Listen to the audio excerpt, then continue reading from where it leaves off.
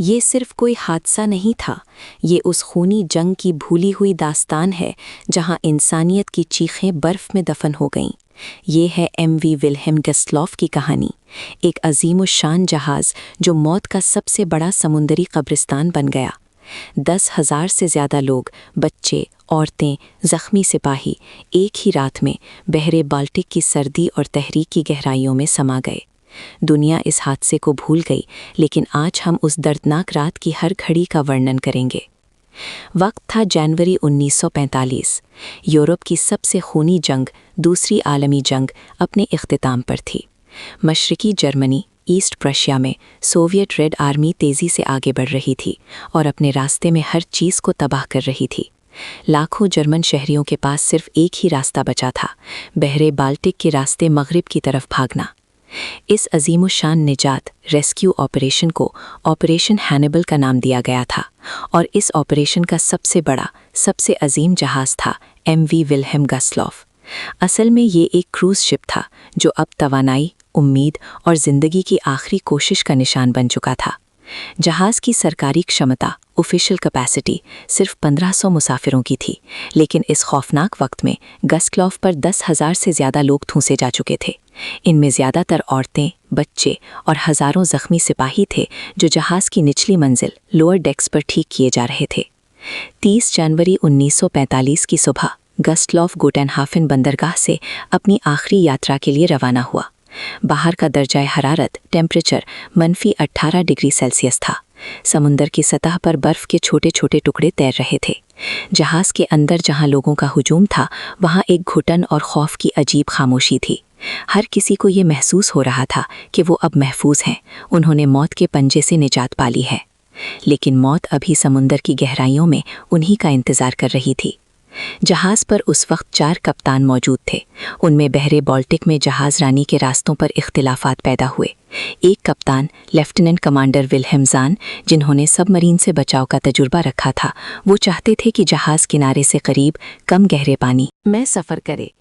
लेकिन इस नेविगेशन पर जब बहस हुई तो गुस्लॉफ के असल सिविलियन कैप्टन फ्रीडरिक पीटरसन ने एक गैर मामूली और ख़तरनाक फैसला लिया। खौफ ये था कि छोटे बेहरकत जहाज़ों से टकराव हो सकता है, इसलिए उन्होंने गुस्लॉफ को ज़्यादा गहरे पानी में सफ़र करने की इजाज़त दे दी। और इसी गहरे पानी में वो मौका सोवियत सबमरीन S-13 का कैप्टन अलेक्जेंडर मेरिनेस को तलाश कर रहा था। रात के ठीक 9:04, भला ये बहरे बाल्टिक की सर्दी और खामोशी को चीरते हुए 3 ज़लज़लाखेज़ धमाकों ने जहाज़ की कमज़ोर खाल को फाड़ दिया। सोवियत सबमरीन S-13 ने चंद घंटों की छुपी हुई कोशिश के बाद गुस्लॉफ पर अपना निशाना लगाया था। पहला टॉर्पीडो गुस्लॉफ के अगले हिस्से यानी बाव से टकराया। ये वो हिस्सा था जहां ज़्यादातर आरामदा मंजिलें थीं। दूसरा टॉर्पीडो जहाज़ के बीच में यानी मिडशिप्स में लगा, जहां लेडीज स्विमिंग पूल था, और अफसोसनाक तौर पर उस स्विमिंग पूल में उस वक्त नेवी नर्सेस ट्रेनिंग ले रही थीं। तीसरा टॉर्पीडो इंजन रूम के करीब आखिरी हिस्से यानी आफ्ट में लगा, जिससे जहाज़ के बिजली और कम्युनिकेशन सिस्टम्स फौरन तबाह हो गए। जहाज़ एकदम अंधेरे में डूब गया। जो लोग चंद लम्हे पहले खुद को महफूज समझ रहे थे, अब वो एक तबाहशुदा ताबूत में कैद हो चुके थे। अंदर चीखें, भगदड़ और चीखों पुकार का आलम था। हर कोई जानता था कि ये जहाज़ ज़्यादा देर तक बहरी की सतह पर नहीं रुकेगा। सिर्फ 70 मिनट, जहाज़ को डूबने में सिर्फ 70 मिनट लगे, वो 70 मिनट जिनमें हर पल 100 जानों की कुर्बानी दी गई। जहाज़ तेज़ी से एक तरफ झुकना शुरू हो गया। लाइफ बोट्स को उतारने की कोशिश की गई, लेकिन सर्दी की शिद्दत की वजह से रस्से और मशीनरी जम चुकी थी। कुछ लाइफ बोट्स को उतारा गया, लेकिन मुसाफिरों की भगदड़ और बेइंतहा धक्के मुक्कों की वजह से कई लोग फिसलकर समंदर में गिर गए। नीचे की मंजिलों का हाल इंतहाई दर्दनाक था। वो जख्मी सिपाही और बीमार बच्चे जो वहाँ थे, वो वहाँ से निकल ही नहीं पाए। जम चुके दरवाजे और भरी हुई रास्ते मौत के फंदे बन गए। जब समंदर का बर्फ जैसा पानी गुस्लॉफ के अंदर दाखिल हुआ तो वो एक पल में ही क़यामत की निशानी बन गया। जो खुशनसीब लोग जहाज़ से निकल पाए, उनका मुक़द्दर भी मुख्तलिफ नहीं था। भला ये बहरे बाल्टिक का दर्जा हरारत इतना कम था कि इंसान का जिस्म सिर्फ चंद मिनट में हाइपोथर्मिया का शिकार हो जाता है। हज़ारों लोग सर्दी और पानी की शिद्दत की वजह से गुस्लॉफ के गिर्द ही तहरीर की सतह पर जमकर अपनी जान दे बैठे।